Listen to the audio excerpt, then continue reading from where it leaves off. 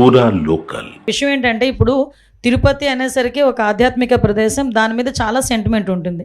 తిరుపతిలోని ఎక్కడైనా ఏదైనా చిన్నది అంటే మాంసాహారం ఎక్కడ దొరికినా, ఒక సిగరెట్ దొరికినా, లేకపోతే ఏదైనా మద్యపానానికి సంబంధించిన అంశాలు ఏమైనా దొరికినా కూడా భక్తుల మనోభావాలు దెబ్బతినే పరిస్థితులు ఉంటాయి.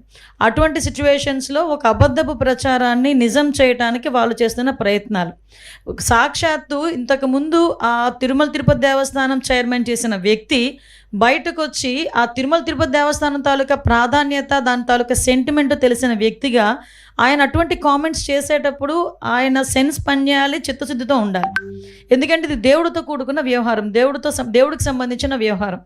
ఇప్పుడు ఏదో మత సంబంధించిన ఘర్షణలు తీసుకురావాలి, ఎక్కడో law and order issues create అవ్వాలి కాబట్టి ఈ రకంగా మనం చేయటం. ఇంతకుముందు మీకు తెలుసు ఒక పింక్ డైమండ్ అని చెప్పి ఒక రకమైన దుష్ప్రచారం చేశారు.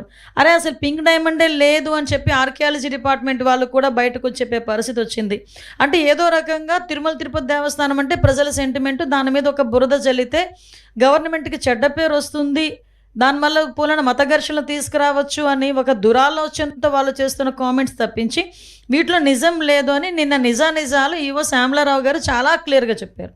ఎంత దౌర్భాగ్యం అంటే అక్కడ ఈవెన్ ఆ గోశాలకి 2023 నుంచి విజిలెన్స్ అధికారులని కూడా లోపలికి రానివ్వని పరిస్థితి, అంటే లోపల ఏం జరుగుతుందో కూడా తెలియని పరిస్థితి. అదేవిధంగా కనీసం ఆవులకి ఇచ్చే దానాన్ని కూడా కల్తీ చేసి అందులో కూడా కనీసం నాణ్యత లేని దానాలని కూడా పెట్టే పరిస్థితి కనిపించిందని సాక్షాత్తు ఈవో శ్యామలరావు గారు చెప్పడం జరిగింది.